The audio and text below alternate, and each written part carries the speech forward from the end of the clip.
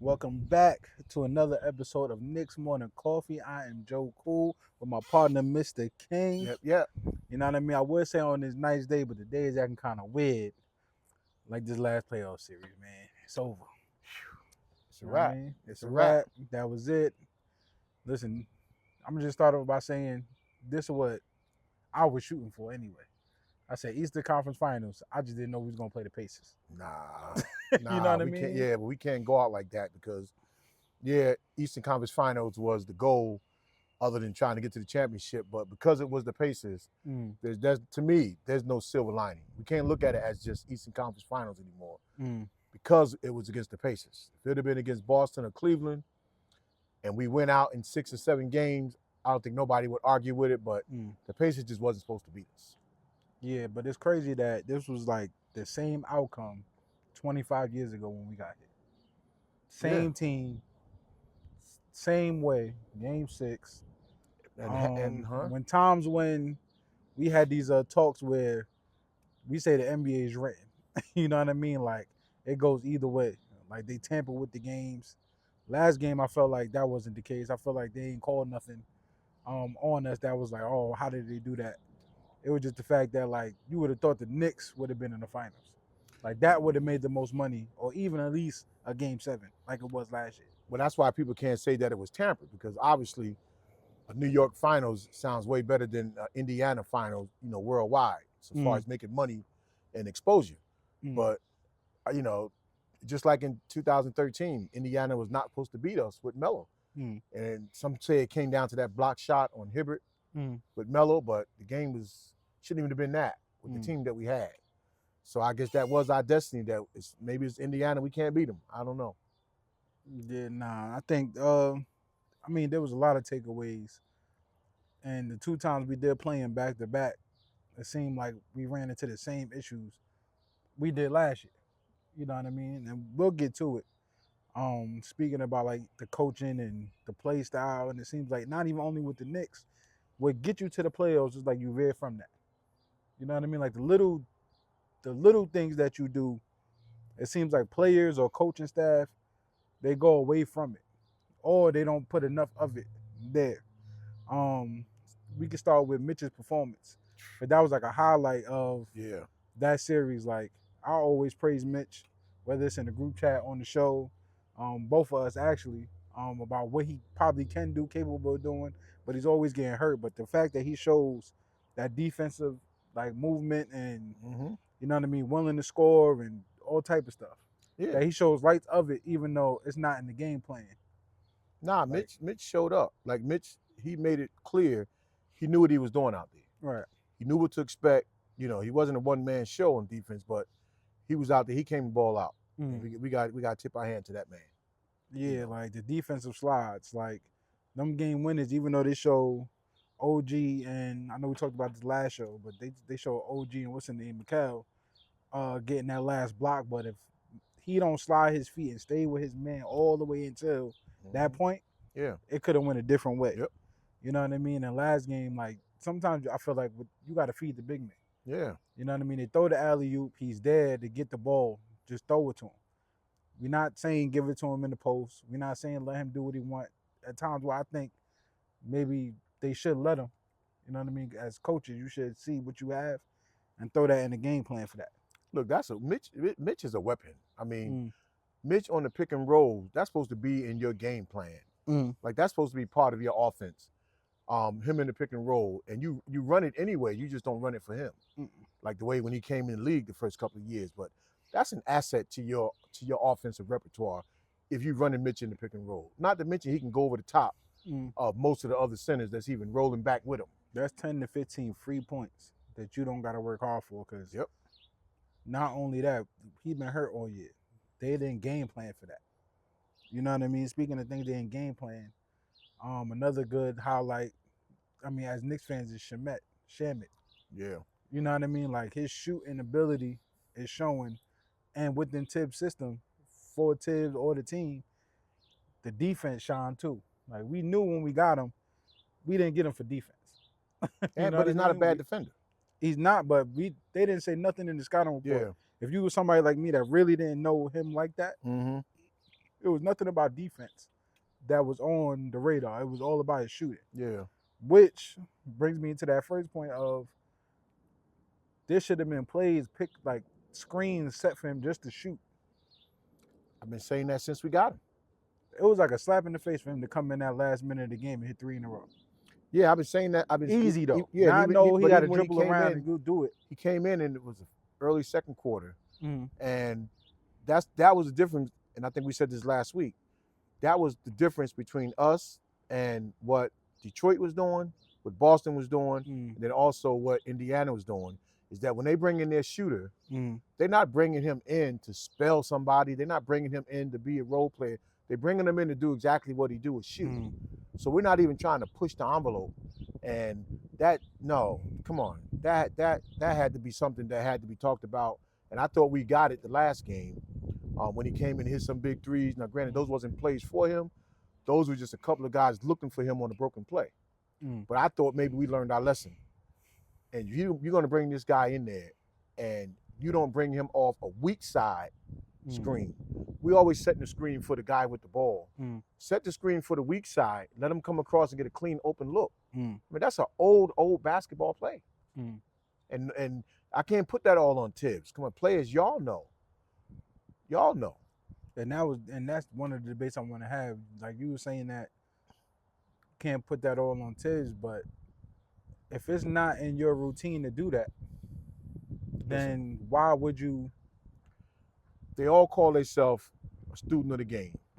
Even when you watch the Roommates podcast, then what exactly are you looking at then? Because if you're only looking at how you can beat your man. I mean, but that's a callback to episodes ago when I said, when y'all watching film, what are y'all watching? Yeah. Because the stuff that we talking about, even though, this is the fan, we outside looking in, it don't seem like y'all watching anything.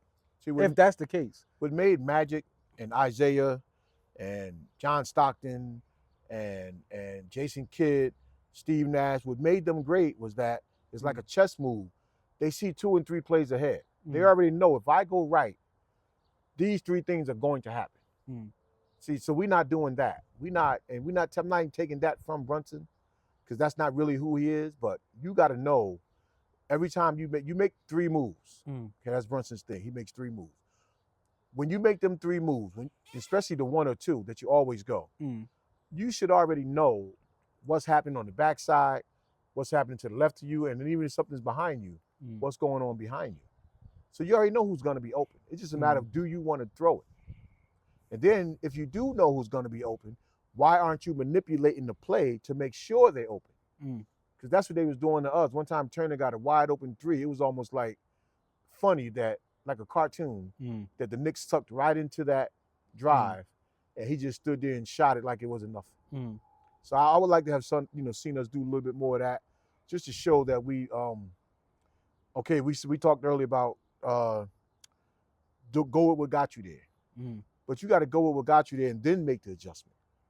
So we did it backwards. We came in right away making an adjustment and forgot about what got us there. I mean, but in saying that though, like when you was talking about Brunson, I'm gonna just skip one real quick.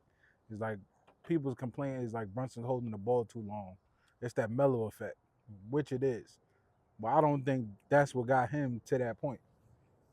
Like Brunson, the Mr. Clutch, we needed him to do it at certain stages of the game, but we don't need you to do it the first quarter. Right. You know what I mean? Like, why are you doing that? Yeah. I know you were saying last night, I want you to speak on it, like the selfish play. Like, it's like they pass it to one player and you know you're not getting it back. They're not setting screens. They're not playing as a unit. Y'all just trying to get a bucket. Yeah, the way we got there was moving the ball, even in the best part of our season, in the mid-season, when normally the NBA is dragging on and boring. The Knicks kept it exciting by moving the ball. But what we did was we came down and either took the shot or the first person got it, made a move. Without even trying to drive and look for, and Cat included, you go right down the line. Everybody's making their own selfish move to the basket. And that's definitely not how we got there.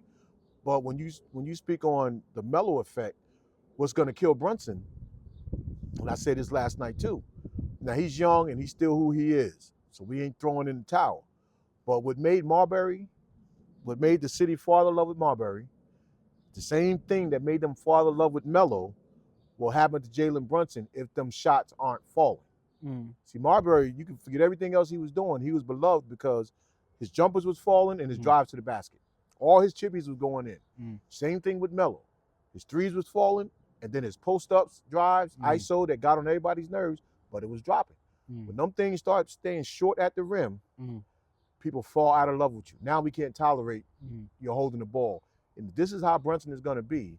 And he's not going to be able to deliver. Now, we're not saying that he is. But if he's not delivering on his shot and on his chippies to the basket, all of a sudden, the Boo Birds are going to come out. And once they come out, they don't stop. And ain't no coming back from that. Like, even throughout the season, that Brunson barrage that we love, that don't never come into the end of the game. We can't get it at the end of the game because you wasted it in the first quarter. So by the time the end of the game, the team already figured out a game plan to stop you from even doing it. And you wore out.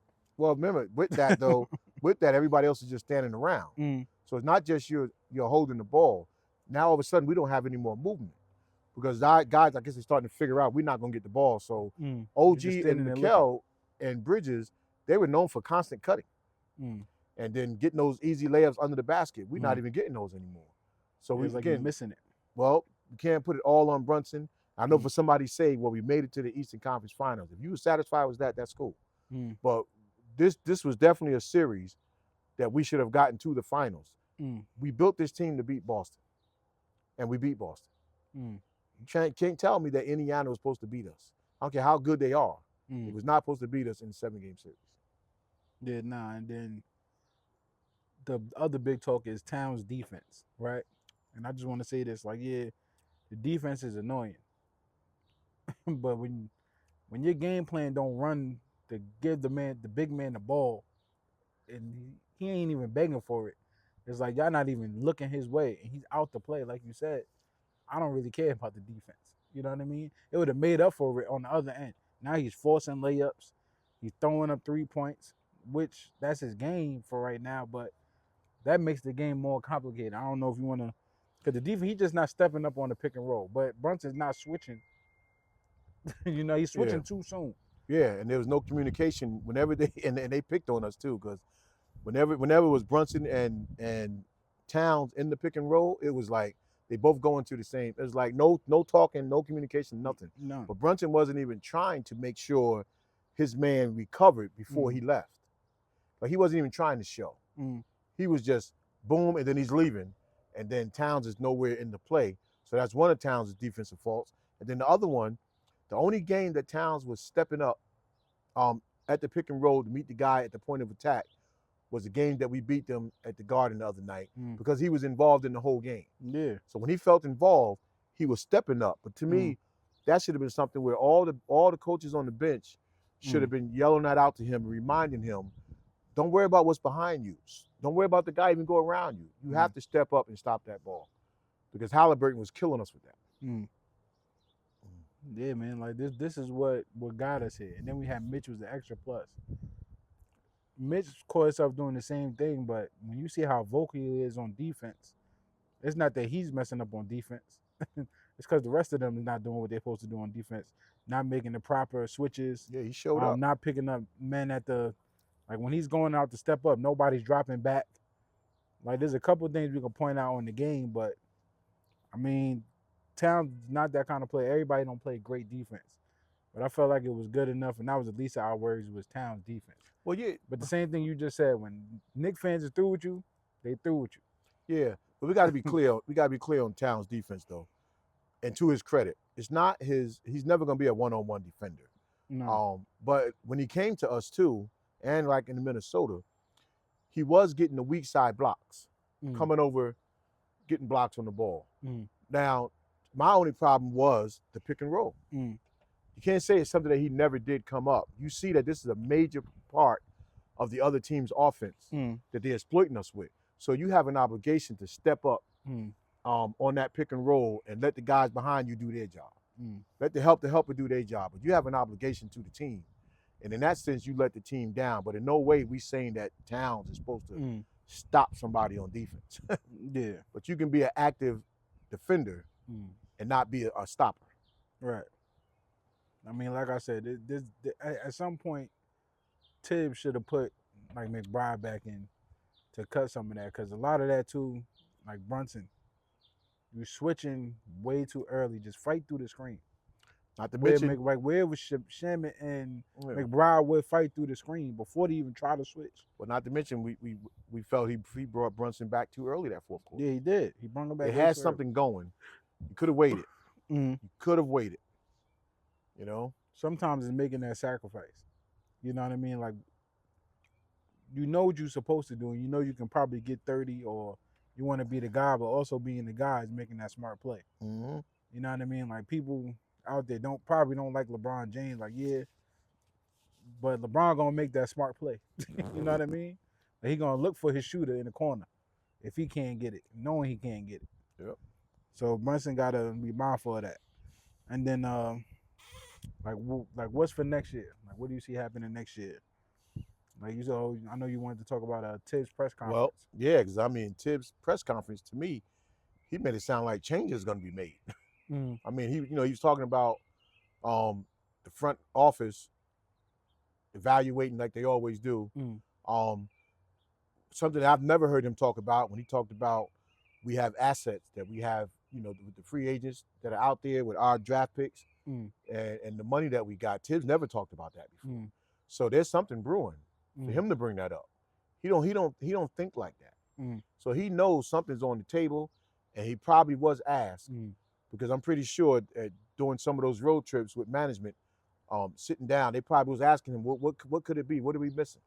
Yeah, but for me, he also got some nerve. Like I said, the things with Shemet and all that. Yeah, and even DeLon Wright. Yeah, we didn't even talk about DeLon Wright. You know what I mean? Like you had the players. They got you the players. They got you what you wanted. They said we had no bench, but I still don't think that was true. no. You know what I mean? Because even with the bench, either you had Mitch on that bench too, or you had Josh Hart. How many players you think you playing? Now the Pacers played all these players because they had to. But I say his credit, he played them in what's his name? Dr. Robotnik. What's his name? the Indiana coach. Yeah. Him. Yeah, but see that's the silver lining though, right there. I'm talking about, but he played these players to their strength. Yeah, but when you look at you take the whole league, right? Mm-hmm. Like all year long, they said the Knicks got a bench. It's only in the playoffs they say we don't got a bench because they're not playing. But this is the thing that every other team in the league for the last 100 years, when they bring their bench guys in, they bring their star bench players in. That's why you have 6 Man of the Year award. You bring your stars bench players in to fill their role that they play. And that role might be to be the star at the moment. Every team does it. We the only team of the good teams. We the only ones that don't do it. We don't bring in Shamit to say you're gonna come in, you're gonna get 5 threes. Where you want to get them at. We don't do that. We don't tell Campaign he pick his own poison. He don't care. We don't tell Campaign come in and run the show, create havoc, make something happen, and then dish the ball out.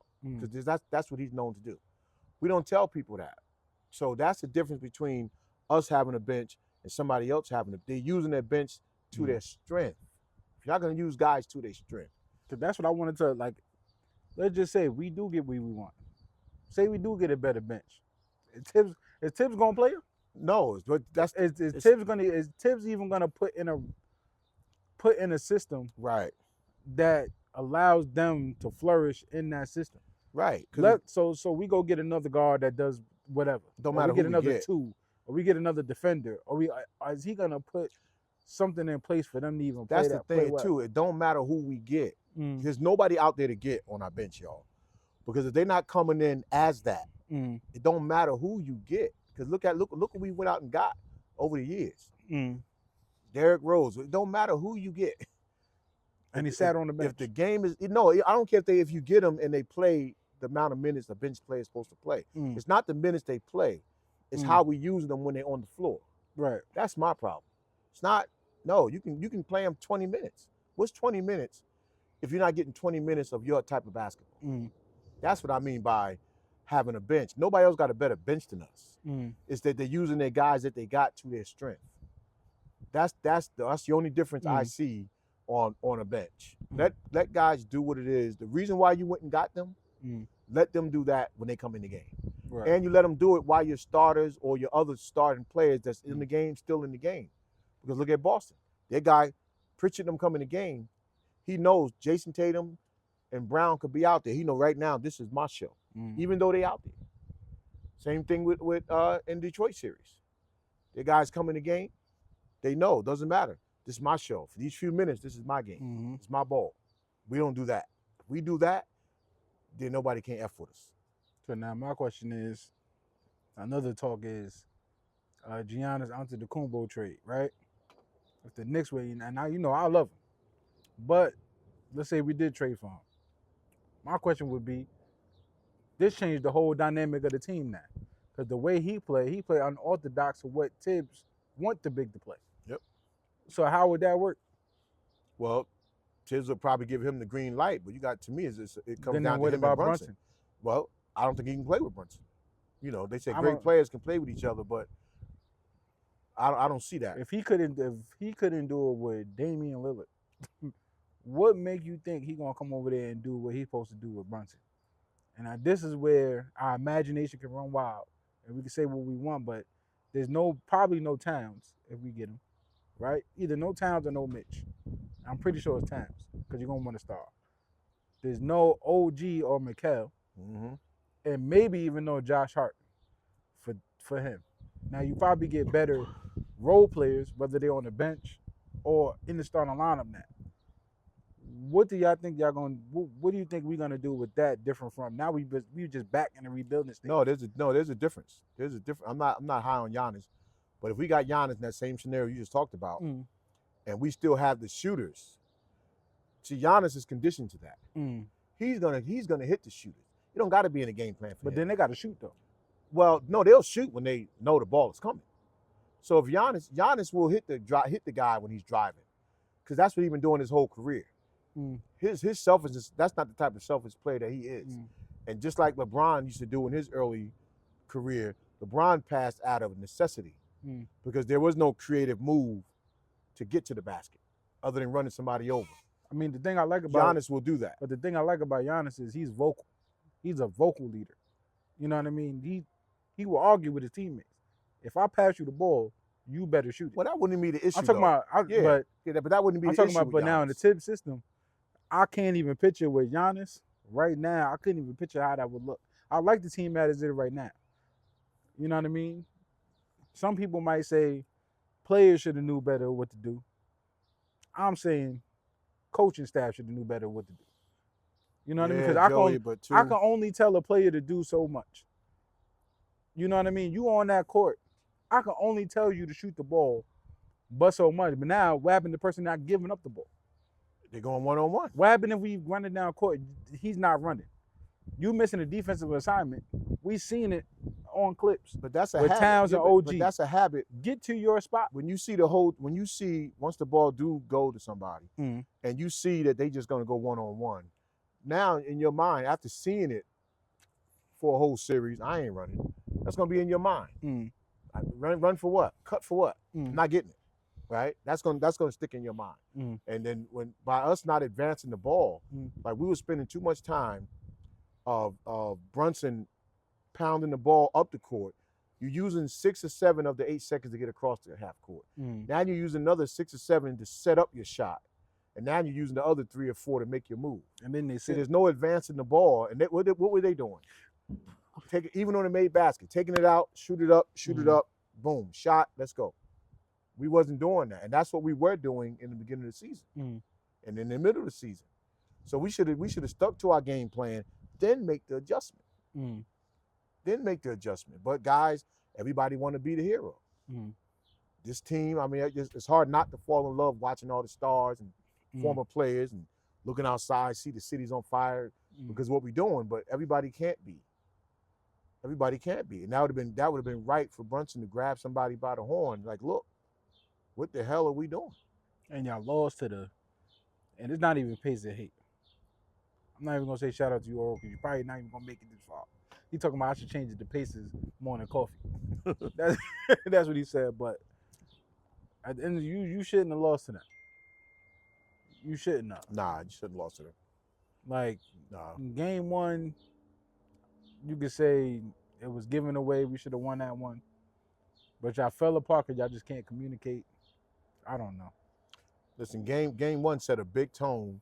It showed them that no matter what, Mm, no matter what, we can win this. We can win. That's what it told the Pacers. No mm, matter what, no matter what's going on, because you don't be up like that. mm, But it happened. But every game we had a chance to win.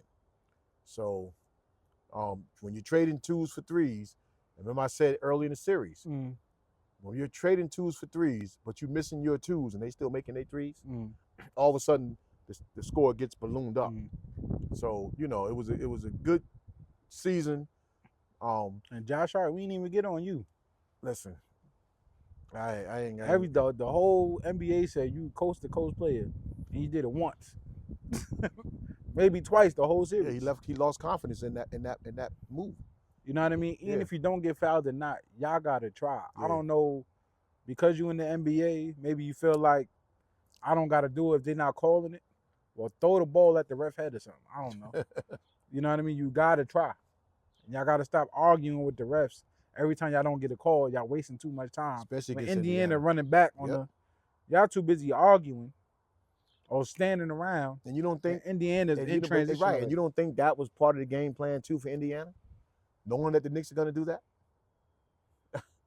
You don't think that's in the scouting report? Mm, You're going to catch somebody napping, arguing with the ref. mm, That man, boom, out. When you got their centers mm. like Bryant and them getting all the way down court to get dunks and threes. I mean, y'all made Obi look like the next coming of who was a high flying power forward. That's what y'all made Obi look like. I mean, and they utilize them. Yeah. You know what I mean? The same way I said the Knicks should utilize them. If you open, shoot it. When you cut to the basket, I'm gonna throw it up. And what happened? Y'all went on the bigger lead because y'all utilized. Cause we're not even looking for it no more. Because he ain't been doing it all game. He only did it when transition. But we not even thinking. We can't figure out who to switch with. Yeah. We switching on every play when we didn't really have to. From my eyes, y'all didn't have to switch every time. And the only time y'all didn't do it is when y'all had McBride in, Shaman in, OG in, McKellen. I mean, we can go on for days on what the rotation was. You know, switching used to be when two guys will communicate. Oh, you know what? On this one, we're gonna switch. No, don't switch. That's how it used to be. Now it's like automatic. Like guys are just switching automatic. Yeah, like you ain't even trying to fight over the screen. You just automatically backing up to guard the player that you supposed to switch with, and now the other player is stuck. Now y'all just standing together. I don't get that. Like I didn't get it. In some situations, yeah, I got it. When you was messing around, you was on the big, but where was y'all communication at? Wasn't there. You know what I mean? Act like Halliburton was doing something crazy. He wasn't even doing nothing. He's looking to pass it. He's not even looking to score. If he looked to score every time, he'd probably be deadly. And I said it last episode. If you look to score, I don't even want to hear overrated. It's a different type of player. Well, but he ain't even looking to score. He's looking to get his teammates involved. And then he scored when he just feel like it. Well, the stars was lined up for them, and they took it. Well, Knicks, it was a good season, but y'all lost to the bum-ass Pacers. How did y'all do that? I don't know, but summertime's coming. We're going to keep you updated on the news. It's going to be a lot of news. Yeah, it's going to be a lot. Sure. All right. We see y'all next time. Peace. Peace.